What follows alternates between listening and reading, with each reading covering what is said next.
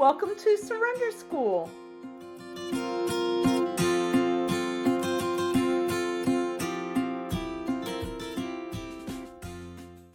All right. The mission statement at Surrender School is, at Surrender School, we recover. Our mission is to share 12-step and other supportive recovery solutions to those who want a healthy relationship with food. We are not an official 12-step meeting, but we do adhere to the spirit of the traditions. All right, here's everything that we offer. Currently in session, we have this workshop, which is called Supercharge Your Recovery. Tied to that, we have office hours on Monday and Thursday at 8 a.m. Pacific and Monday at 4 p.m. Pacific. And then we also have something called First Friday Enneagram Exchange. Michael Naylor comes and visits us and covers the 3 instincts. He is doing the social instinct this coming Friday.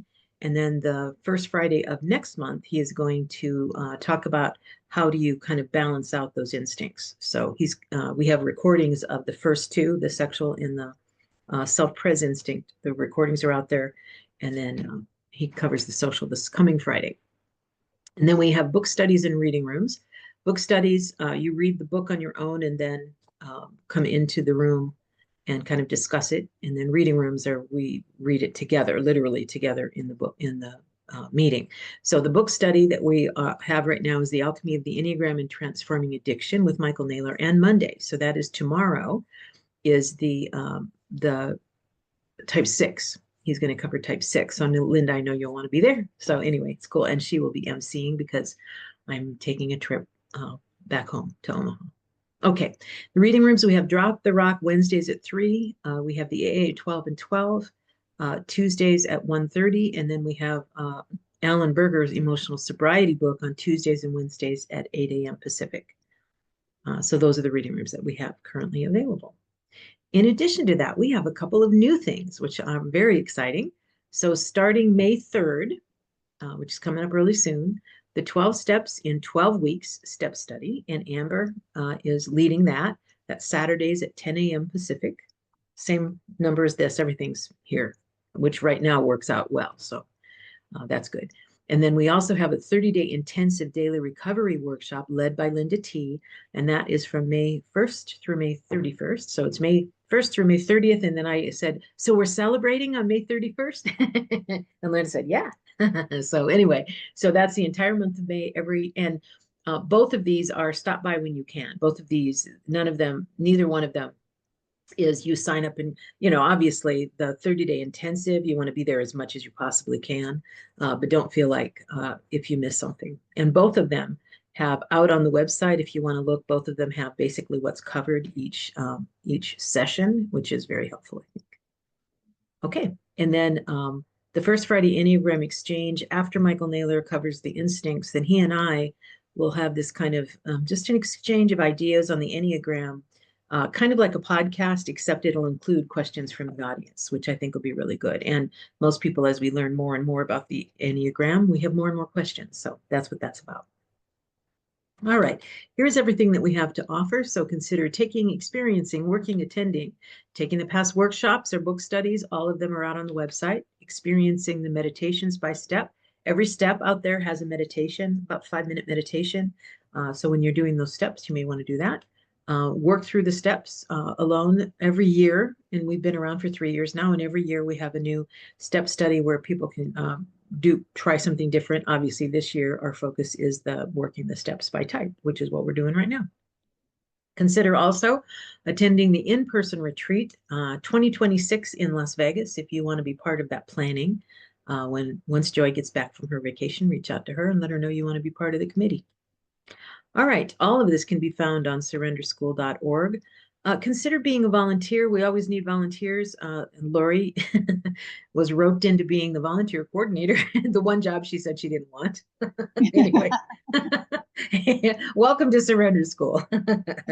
Anyway, but do reach out to her. And at some point in time, if somebody is really good at coordinating volunteers, you may want to volunteer to be the volunteer coordinator. All right, so if Surrender School has helped your recovery, please consider donating. Once again, we are a not-for-profit organization. None of us get paid for any of the stuff we do, but we do have expenses, the Zoom expense, the website, and so forth. So there are expenses. And obviously, if we're doing a retreat, there'll be expenses for that as well. So consider donating. There's a button on the main page of the website. All right. We also have a WhatsApp group. Usually we're sharing information, a lot of information about where basically, when the office hours are open or when this is happening, and links to things and that kind of stuff. So feel free to do that.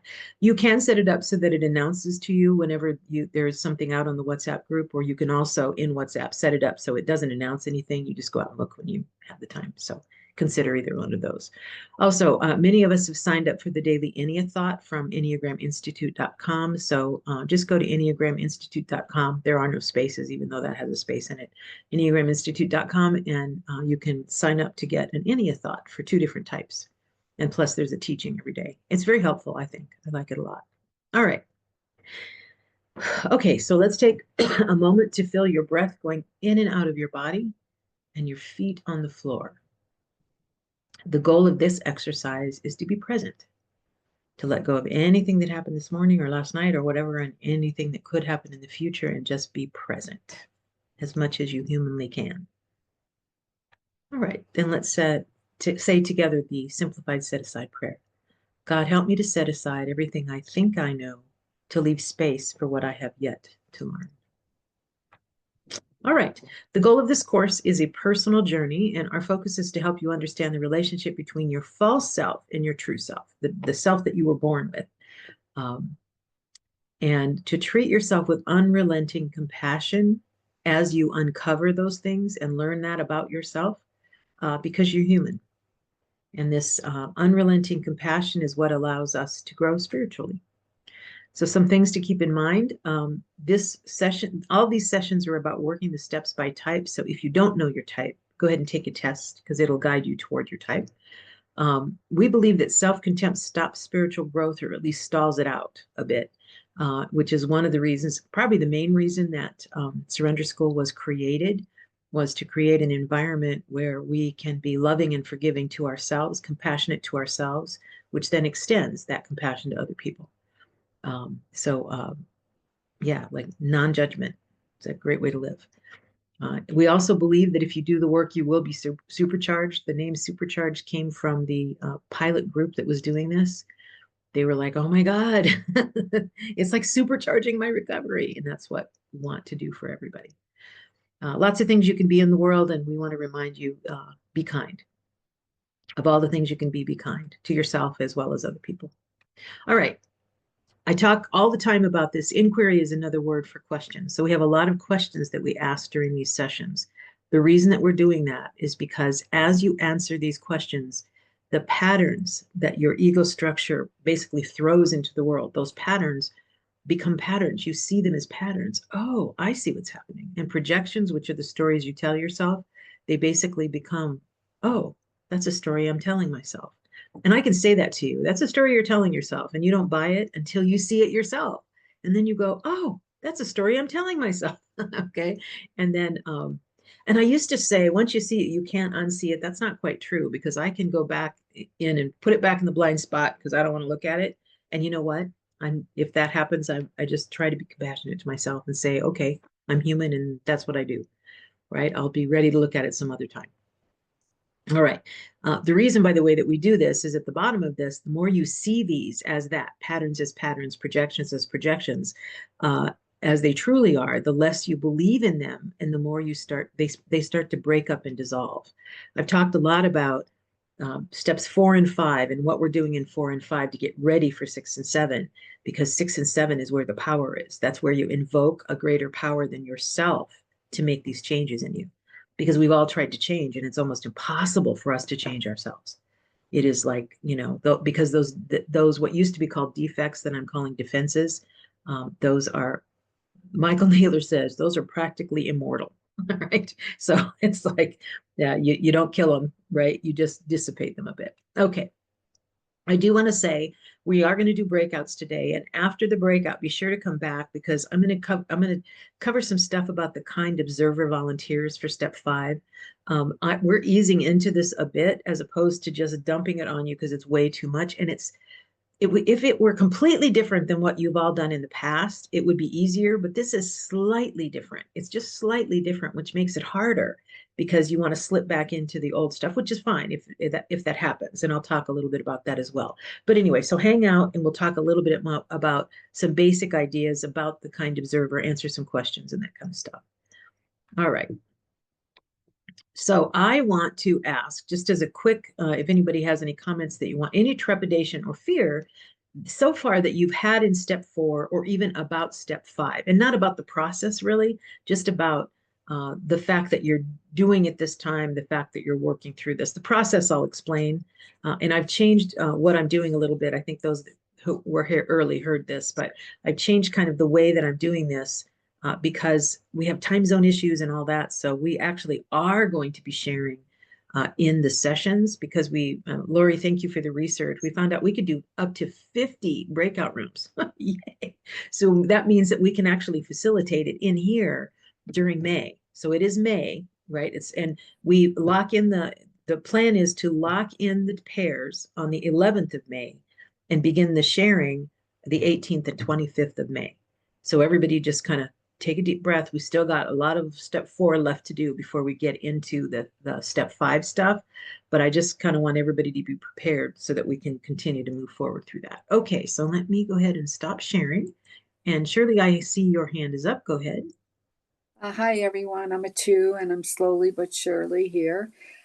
So what I'm noticing is that I'm noticing my patterns. And yesterday, something happened. I was at synagogue, and this young gal, a mother, said to me, "Oh, when you go back east and you spend time with your grandkids, do you take them and do things just you and them?"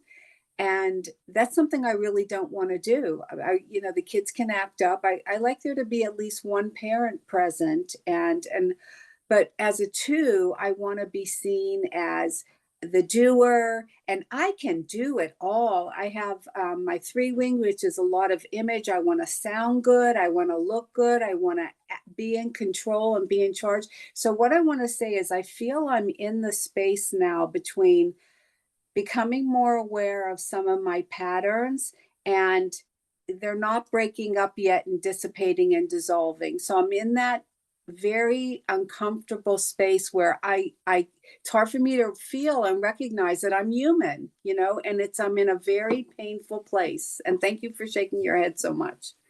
Thank you.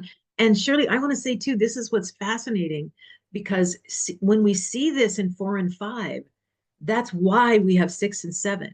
And historically, the vast majority of time, because the big book has 2 paragraphs on 6 and 7, right? It's like everybody does 4 and 5, and then they leap to 8 to make their list and make their amends in 9. And it's like, no, because these are things you cannot change. We've tried. Now you see it. 6 and 7 is where you get to invoke your greater power to say, help me with this. I'm seeing it now. And I really don't like that. I really don't want to be like that. Right? Right. I don't want to be like that because I think even in the situation that you're talking about with this young woman, right? It's so easy that think about it, right? When there's no ego and I don't mean ego like I'm all that in a bag of chips. I just mean that when the ego structure is not in charge, you can say, no, I really don't do that. I love to have a parent along because it seems like then if something bad happens or if the kids misbehave, I've got another adult there who does this. Right. And there's I'm a horrible person because of that. None of that is there at all. It's just, this is the way I do things. And I like the way I do things. Right. And so, yeah. And then all that conflict isn't there because you've seen it and you've asked your greater power. However that turns out, you've asked your greater power. And all of us are going to say, to accept my true self the way I am. That's certainly always going to be one of the things we're asking for in step 6, always. To see who I am, right? That's why, right, the 2 is called the intuitive healer. sometimes that's hard to see, right? But they're an intuitive healer because they completely understand that. Anyway, so the idea is all of us, as part of step 6 and 7, are going to ask that we basically can relax into that true self. So that what I haven't talked much about the true self, about that, especially about the Michael Naylor name that he gave. But I will in step 6 talk about that, because all of us are going to ask to return to that true self. For me, it's the lion-hearted protector, right? And I can feel myself, I can relax into that. And I've said this before, I used to try to be strong and courageous, and now I realize I don't have to try to be strong. I am strong and courageous. I don't have to try to be anything. I just am that, right? And the 2 is an intuitive healer, right? Just you can relax into that. But so much of it, yeah, I'm so excited. I'm thrilled with the work that everybody's doing. Thank you, Shirley, for that. All right, Becca, to you.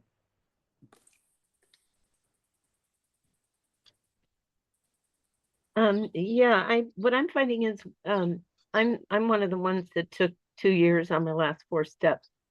And so I'm finding that the questions and the format for the tables aren't including things like how I feel in like fears around my work, or ending up in a nursing home and I don't have kids, and who's gonna, take care of me. And my neighbor, I'm afraid of my neighbor. So I'm not finding where to put that kind of stuff. And do we need to? I mean, well, I think in the fears, when you do your own fear, like today, the fears, the blank fear sheet, you would put something like that if it is an active fear, right? If there's something like there, right? Because that woman that I talk about that had 75 pages of resentments, and I never mentioned the fact that she had 30 pages of fears. Like, what? I mean, she listed like every dog she's ever been afraid of. It's like, what the fuck are you doing? No, that's not what this is about. I didn't say that out loud. That was an inner voice that said that.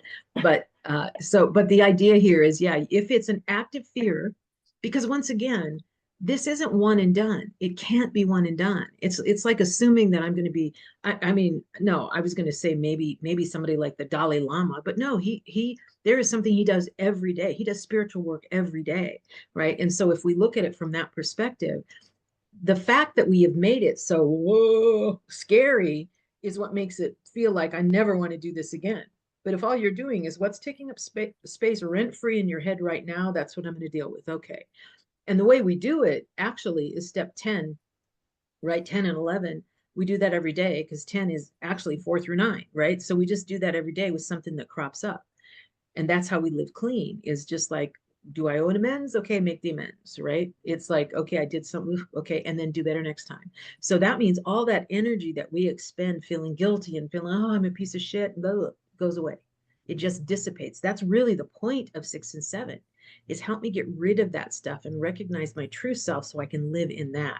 And then it ends up being peaceful and happy and right. And what I say is I am free.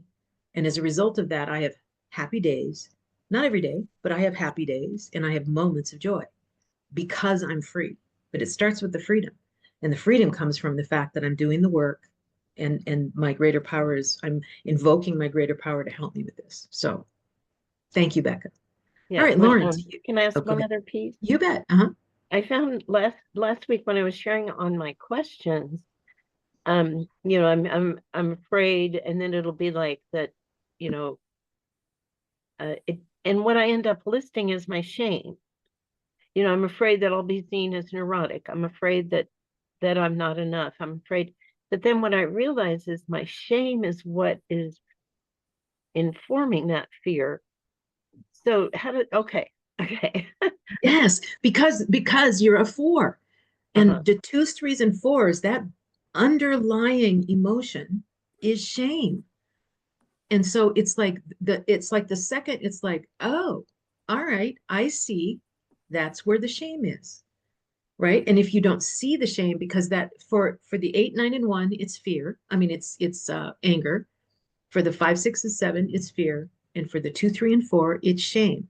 And the fact that you're seeing this, Becca, is exactly what you want. Under that fear that I'm feeling for you, under that fear is shame. That's awesome. That's awesome. Okay, Doesn't feel good though, does it? But it's awesome. thank you. Okay. Thank you. Lauren, to you. That was actually helpful to what I was just thinking about, because I'm filling my sheets in less and less. I have more. I just put one in right there. It's like as I go down, I get more and more confused, and I am having a lot of shame of like I work so hard, so blank hard at trying to figure things out, and yet I just swirl, and I keep like grabbing a book and listen to somebody else's story because of that external validation. And I talked to a good friend to sort out a decision that I've put off for like, let's be honest, a year and a half, really. I mean, and then I did it once, literally she had to say to me, well, like, listen to what you just said with conviction. And I was like, well, yeah, and she knows a little bit of steps and an Enneagram. She's got a family member in program. And I said, but come on, Rose, you're a 2. She's a 2, a really good friend of mine. Um, I said, we get external validation. Like, I don't trust what I know inside. So anyways, I've got to have an authority like a 5 or a 6 to know, like, okay, they said it, I'm on board with them, because there must be something I don't know. Anyways, I'm ashamed, and I kind of don't want to share it. I'm just like clamming up more and more, and that's really not who I am. Anyways, thanks. Yeah. So love yourself. Know that we love you. Thank you, Lauren. Cindy, to you. Okay, wow. Everybody's shares are so wonderful, and I'm trying to think about how to put mine so I don't get caught up in the story. So during COVID, my father was in the nursing home, which led to his death. And I went through a tremendous amount of guilt and shame that I felt responsible for him going into the nursing home, and then COVID, and I couldn't get in. The story being I didn't get to take care of him the way that I thought I should, and all that shame and guilt that a 4 feels, yada, yada, yada. But what happened was I got into a bad cycle of beating up on myself because my brain kept telling me, Cindy, you've been in recovery a long time, and now you've gone back to you're like back at the beginning, like when day one, and wow, you haven't gotten anything. And I was just totally beating up on myself. And there are times when I come back to this just to hear Cheryl say we cannot recover by being in contempt. And until I got into the Enneagram, I just didn't know how to break that loop. I did not know how to break that cycle. And that shame and guilt will push me and make me withdraw and move away from people, when actually the thing that I need most is to be with people.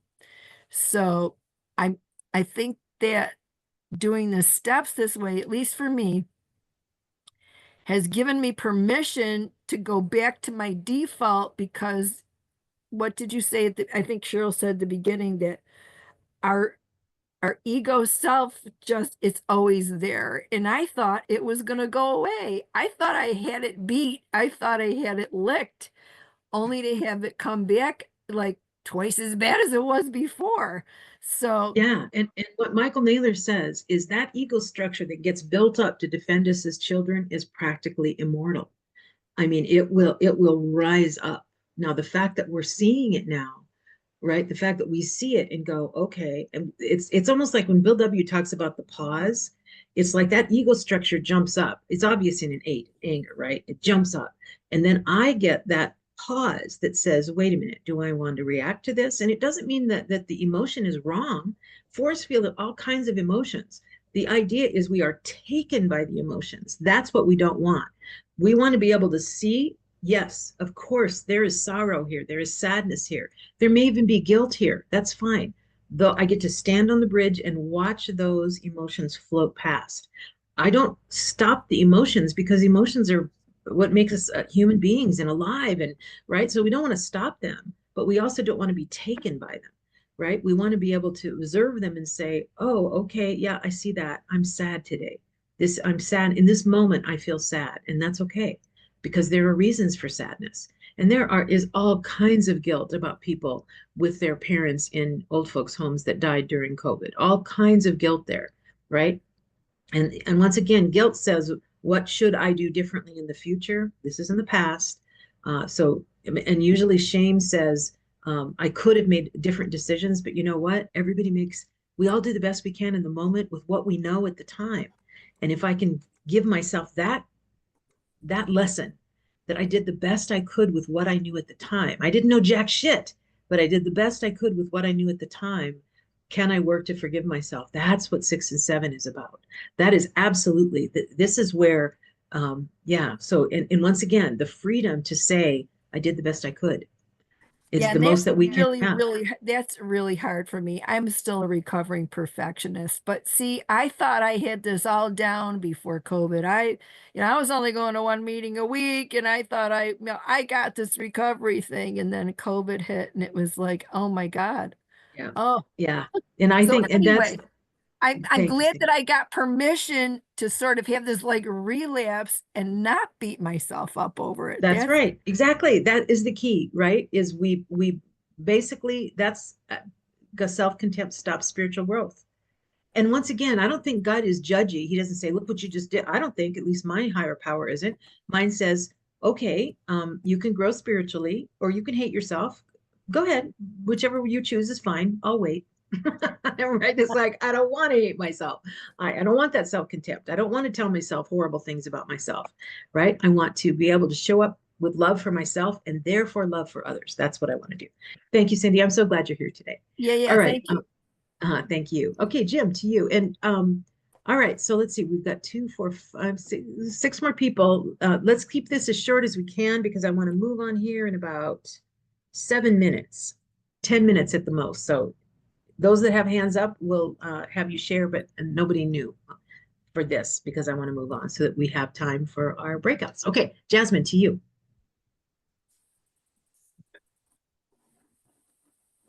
Yeah, sorry. Right, Oh, I did Jim. jumping from person Yeah, to you person. disappeared. Quick, Go ahead, let, Jim.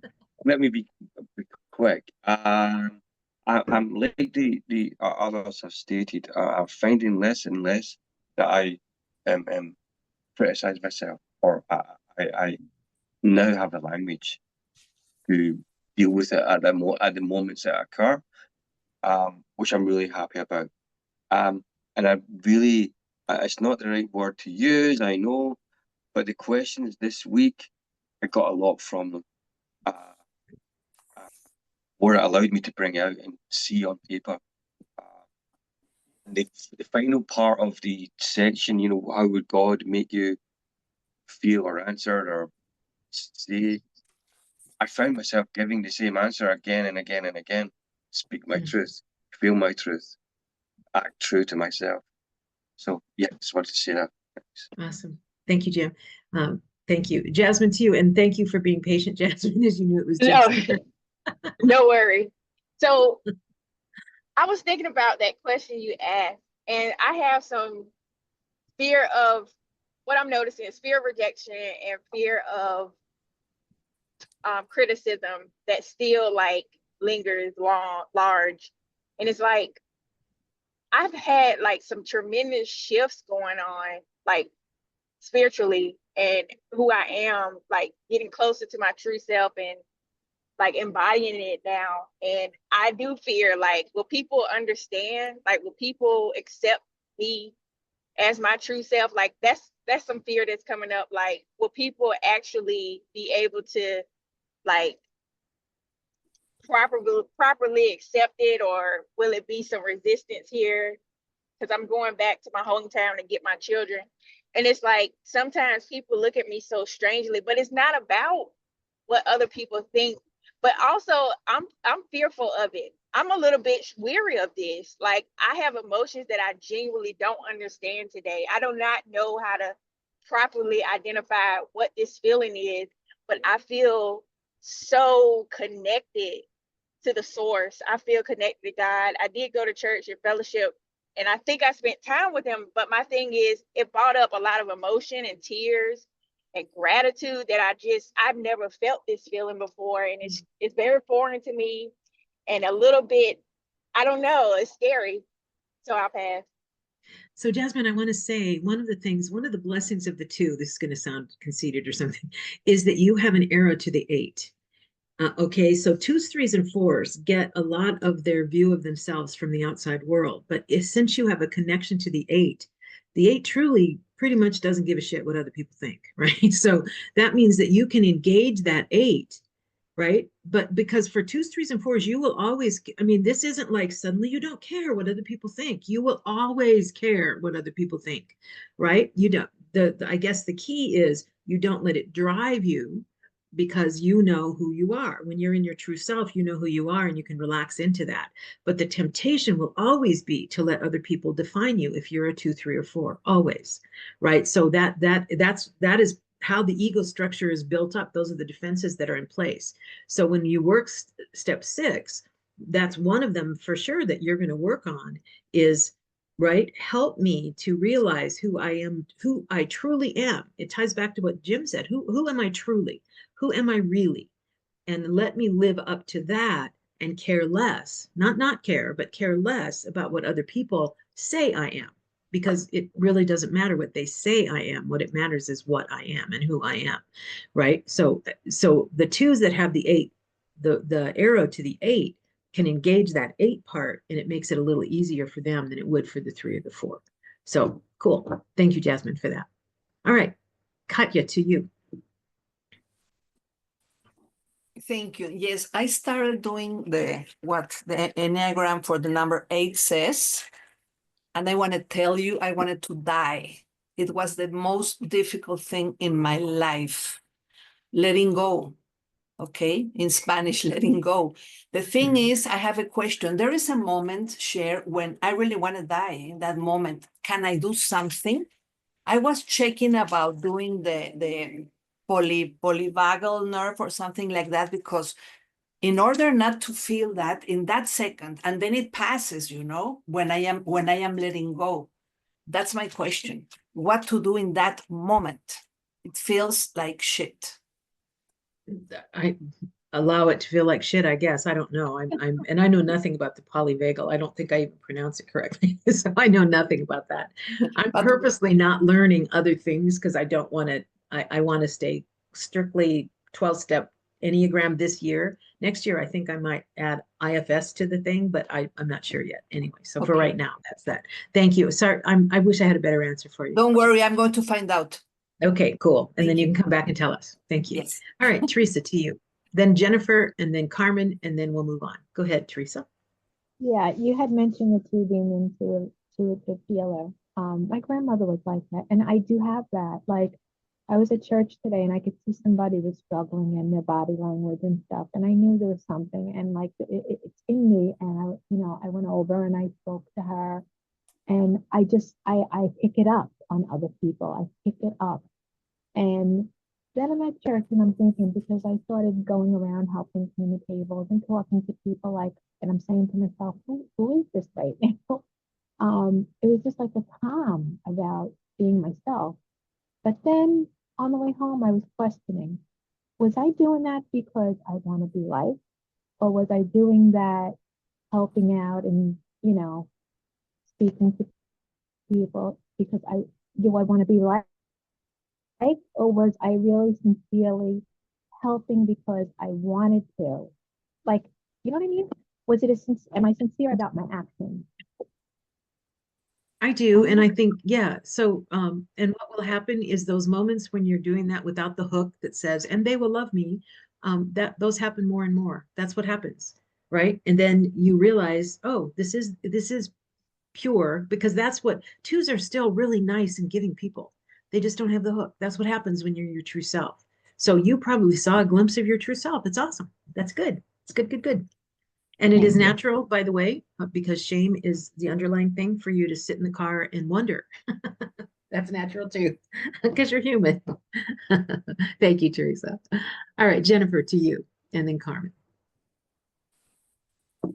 Yes, hi. Your experience a couple of weeks ago, Cheryl, about the intensity of the words that were used for the 8 really hit home for me. And I was able to draw on it, and it helped with my fear inventories, because the word unsupported, which I've read in everything, is something that a 6 fears. And it's such a concept. And it's like, what do I, yeah, I feel unsupported. No, I feel like the rug is going to be taken, like pulled out from under me. I fear that the world is literally going to come to an end, like with that level of intensity. And when I did my 4-step with my sponsor, the grid was, what do I fear? Who else is involved? And what was my part in it? And I did it. And I had pages. I had all of those pages. But these questions, what do I do in response? And then how do I feel about what I do, was the first time that I really got in there and into the nuance of just how hysterical and panicked I am most of the time. And now I'm seeing it in everything. Now, I mean, I've got 20, which is more than most people will have, but it is befitting my intense sixness.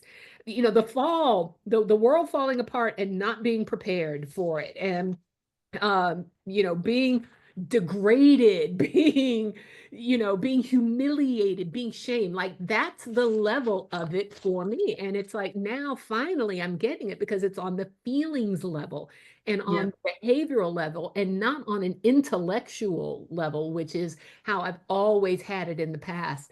So I feel like I'm finally getting the breakthroughs that are allowing what I hear other people say that they get from the 12 steps that I just never have in the past. So awesome. And I think, and that is what's interesting, because it's like, whatever happens, we have a feeling about it. We have behavior, right? An act that we do.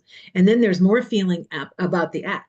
Mm-hmm. So it's this cycle that happens. And it's like, usually we end up landing on the original event and blaming it for all the stuff. And what really happened is I had a feeling about it. I had an action that I took, in my case, got in someone's face, usually, right? And then the feelings about that action. So that's where the gold is there once we realize that. And for a 6, it is natural. There's some fear there, right? And once again, it's a story we're telling ourselves, true or not story, but it's still a story. And then are there actions that we took that we then feel bad about? In some cases, we don't take actions. One other thing I want to be really clear on: we never, ever, ever, ever, ever owe amends for feelings. Ever. Never, ever, ever owe amends for feelings. Only for actions. Right? So you can really actively dislike someone, and you're never going to make an amends for that. You haven't done anything. Now, if you get in their face or call them ugly or whatever, then you owe an amends. But it's actions that you owe amends for, not for feelings. And I've worked with a lot of people that they have these feelings, and then it's like, well, did you take any action? No. Right? But 9s will pull away, right? 5s will isolate. So there's some actions that aren't as, out there as 8s are, but still, and that's what we look at. But yes, this idea, it's basically, that's what we focus on: the feelings and the actions. That's what we want: the behavior and the feelings. Awesome. All right, Carmen, to you. Thank you, Jennifer. Wow, that was an amazing share. Thank you, both of you. It just summed it up. What I've seen so many things through this process, and one of the things that leapt out at me as I was doing this fear form was my fear of asking for help. I'm a 9. I do want to go into the background. I do want everything to be smooth and wonderful. I am great at doing that bleep and chore list. I will do it. But what don't I do? I don't focus on myself. I don't go after the things for myself that give me joy, because I'm scared. I don't want to ask for help. And I'm miserable because I don't do those things. And that's what I think has always led me to eating. It's just like, I'm pissed off because I'm a 9. I'm angry about shit. And I'm only seeing that now because I was never angry. I was just like the nicest person I had to be. The only other thing I want to share is that when I was doing my prayer and meditation the other day on this beloved fear form, a song came to my mind. And I remember, Cheryl, you asked us for our songs last year when we did the Enneagram, and it was so wonderful. The song Lean on Me was the one that popped into my head from 1972. It's perfect. It is perfect. So I've been singing that song. I love it. Awesome. Thank you. Thank you, Carmen. All right. Let's go ahead and move on to this. All right. All right, so I really want, I have all these designs in my head, and I used to create classes that only I could teach. I think I still do that. Anyway, and I apologize for that. But and I had other people that I had to teach them, and so I get inside my head with all this stuff. Here's the thing to remember: the only wrong way to do steps 4 and 5 is to not do them. So even though I'm going to give you suggestions on how to do it, it really, when all is said and done, it doesn't matter, because all we're really trying to do is come up with 1 or 2 or 3 defenses or defects, right, that we're working on in 6 and 7. That's all we're trying to do in 4 and 5. Okay, quick story. When I first retired, I had a guy that worked for me that said, oh, you should do jigsaw puzzles, which I've never done in my entire life before. And I was like, oh, okay. So I went and bought a jigsaw puzzle, threw it all out on the table, and it was 9 cities, and they all had like kind of different colors. So I divided everything into the different colors, and then I build each of the different cities separately, and then I connected them all together. And then I called him and said, it took me 4 hours and 22 minutes to do this. And he said, that's not what it's about. I'm like, what? He said, no. The goal is not how much time did it take to do it. The goal is actually to have it like sitting on the table so you can go there and just kind of relax as you put it together. And I'm like, what is this word, relax? Anyway, so I missed the whole point of the jigsaw puzzle. Now, the reason I bring this up is because the goal of steps 4 and 5 is only to uncover our defenses. That is the only reason we do 4 and 5. We're uncovering those so that we can see them. And I use the term defenses rather than defects. Here's why. It freed me up so much, because 20 some years in OA, and I could never, ever admit defects because it meant there was something wrong with me. And I don't want to admit that there's something wrong with me, because I believe I'm working as designed, right? Am I doing things wrong? Sure. But everything is working as designed. And if I believe that because there is a greater power who is in charge, blah, blah, blah, whatever, then this idea of this defect, right? No.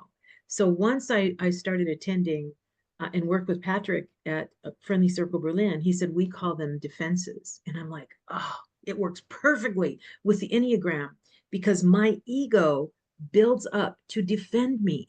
It is a defense that this ego has built up, and its job is to defend me, to protect me. And so I can say, what is this defense that is here, that is immortal, that lives, that basically jumps out in front, that I can now say, okay, give it a minute. Do I want to react that way? No, I do not. I don't want to owe an amends for this, so I'm going to be quiet. And then it dissipates. So what we're doing in steps 4 and 5, absolutely what we are doing, the goal of 4 and 5, steps 4 and 5, is to uncover a defense or 2 or 3. That's it. That's all we're trying to do. Okay, so now here's why. I'm going to tell you. If you live in columns 1 and 2 of any of these, if you live in here's the person, and here's the story, and here's all the people that have done me wrong in my lifetime, and that's where we're living, then we are standing in the rubble of former beliefs. We don't even know they're former beliefs. We think they're current beliefs, but they're not, because we're growing and changing.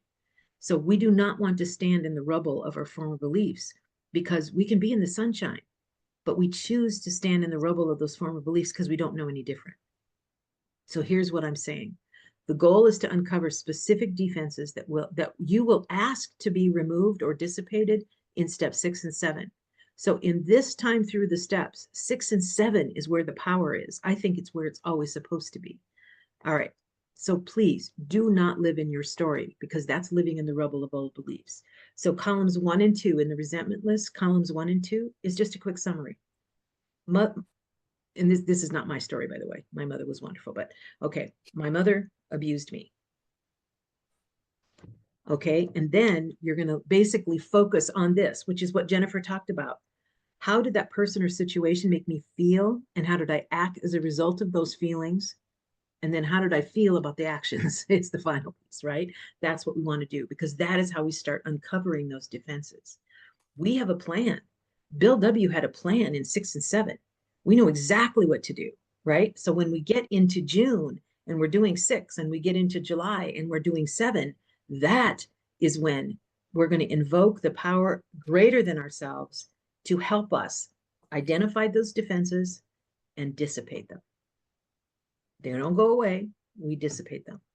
And only the ones in step 7, right? The prayer says, if it gets in the way of my usefulness, maybe it doesn't.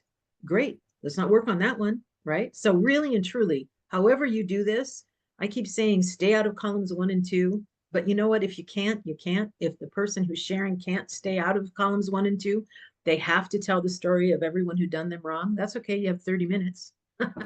You can spend all of it there if you want to. Okay, real quick. Kind observer is what we're calling the person who listens to these, okay? And the way that we do this, and I covered this last week, so those that were here, you'll see this again. I'm a little bit more detailed this time. All right. The key to being the kind observer. The kind observer is of a benevolent nature. They observe and report, not participate. And they basically are paying attention so they can see something. All we're trying to see is the patterns, right? So basically what happens is we pay attention, we withhold judgment, super key. No judgment on what they should have done, what could have been different, none of that. Just right, okay? And then they're going to reflect, and that just means you pause. You're going to pause, you're going to clarify with questions. And what I say is you say, if the person is stuck in, especially if they're going on and on about who done them wrong, this is the opportunity for the kind observer to say, how did that make you feel? And did you do anything in response to that? And you might say that 20 times. I used to say, this is a story you're telling yourself, which is kind of rude. So now I wouldn't do that. Now I would say, how did that make you feel? And did you do anything in response to that? Okay, that's what you really want to know. All right, then on the summary, you're going to summarize. I say, do the math. I'm going to sit here and talk.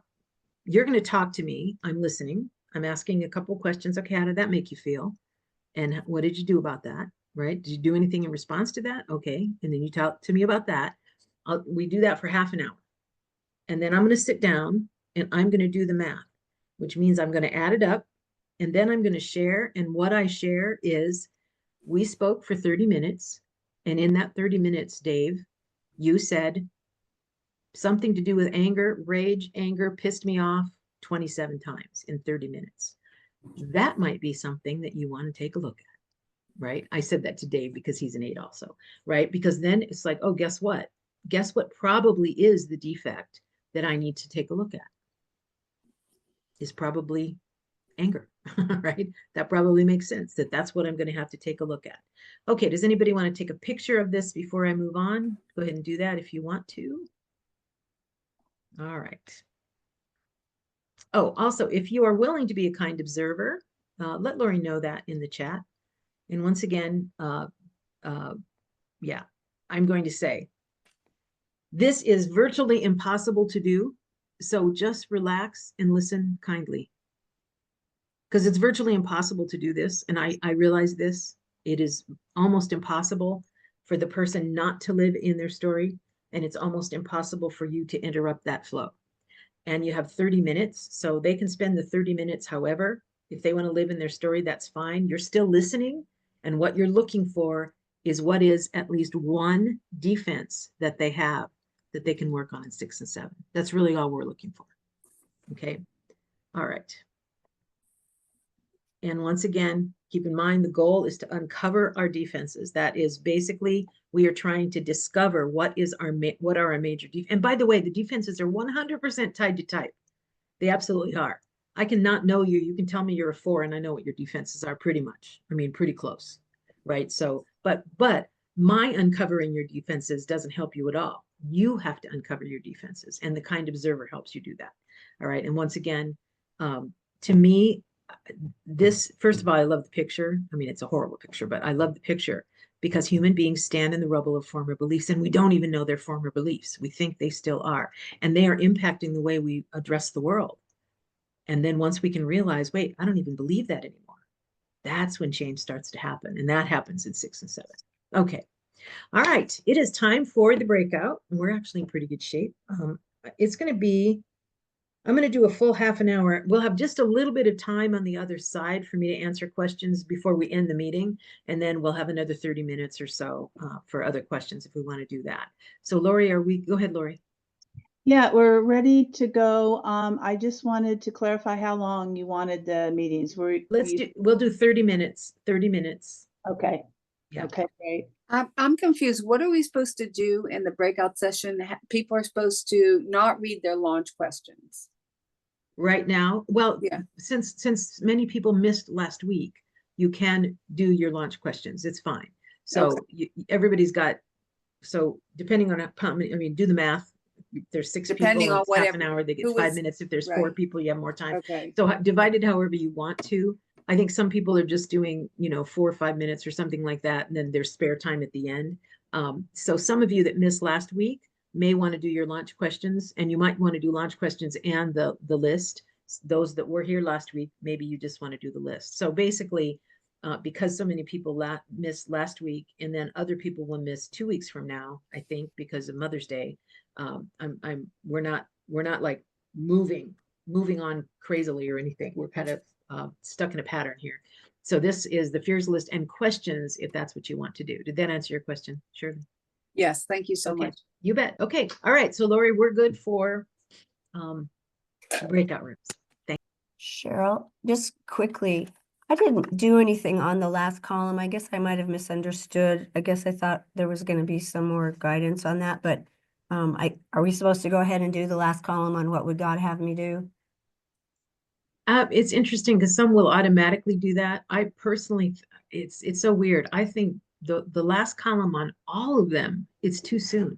Okay. It's how it feels like to me, feel. but that's I just feel. my own thing, my own deal, right? Because maybe it's because I'm particularly stubborn or something.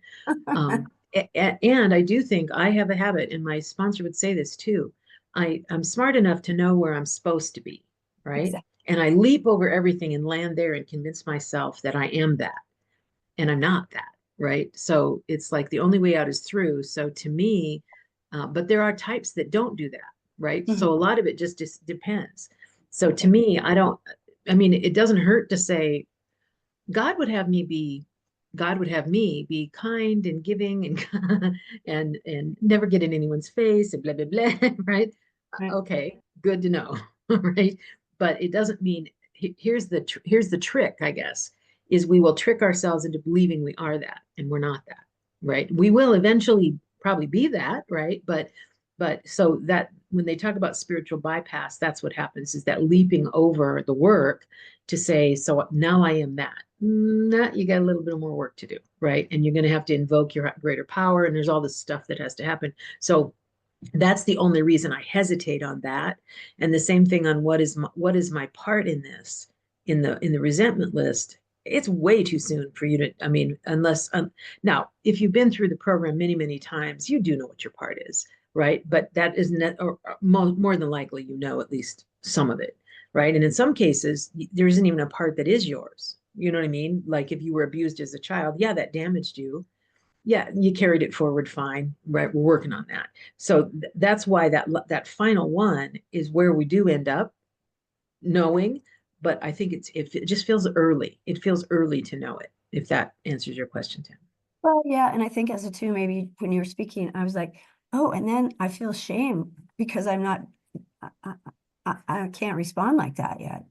Yeah, exactly. Anyway. All right. So while I still have everyone here, I just want to cover a couple things, and then we'll stop recording, and then Katya and Francine will come back to you guys. Okay. So stay with me a second here. Let me go ahead and share my screen because I want to talk for just a second about this. Okay. So, and once again, this is pitching forward toward the step 5. We're still in step 4 because we still have harms to do, but I want to talk a little bit about how we're doing this, just so that you feel comfortable with what it is that we're doing. All right. So last week I had people begin to come up with like people that they might be interested in pairing with as their kind observer. Here is what will happen, because I did decide, and this is something Joy wanted me to do in the beginning and I resisted it, and now I'm all on board. So, and that is, we will lock in the pairs on May 11th. So 2 weeks from today, we lock in the pairs. The following week, we begin sharing. So the 18th and the 25th is when we will share. I will randomly put you in pairs unless you have figured out someone that you're going to work with. And then in that case, you're just going to let Lori and me know we've paired up. And if you decide you want to do 3 or 4 people, that's your business. You tell us. Because what we want is prior to the 18th, we want to know who's going to be together in a room. And then Lori is going to build out all the breakout rooms for all of that. Right now, the other thing I guess to think about is those of you that volunteered to be kind observers. Are you okay that that other person is your kind observer, right? We want to know that too. So basically what we're going to try to do, if we can, is get it to where the 1 week you share with the kind observer, and then the next week that kind observer gets to share to someone. It might be you, right? Just depends. And you guys decide that. So what will happen is anybody who's contacted us and said, me and so are going to work together, you will end up in a breakout room by yourself. If you haven't done that, we will randomly assign people in pairs in breakout rooms. So if it matters to you who it is, then get with that person and say, hey, can we be a pair?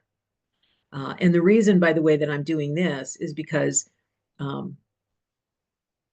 okay, I admit I was often the last one chosen in grade school to be to be in the volleyball team, so, and it's a horrible feeling. So, and I don't want anyone to feel that. So that's the reason I'm giving you a choice. Pick a pair if you want to be part of a random pair. If that's fine with you, it doesn't matter. On the 11th is when we get them all locked in. Then everybody will know who they're going to be sharing with. Obviously, there'll be some people that come in and, changes that we have to do on the 18th, but the 18th and the 25th is when we do the sharing. We also might go into the next week as well, if that makes sense. And these shares are going to be like 30 minutes long. And which is why I'm encouraging people to get out of their story into the, how did it make me feel? How did it make me act? But even if you live in the first 2 columns and that's what you do, and you only share your resentments and you want to tell the story of your childhood, fine. The kind observer just has to come up with one suggestion for a defense, right? One of the defenses that your type or that you personally put up, that ego structure jumps out there. And if you just have one, you can still work 6 and 7.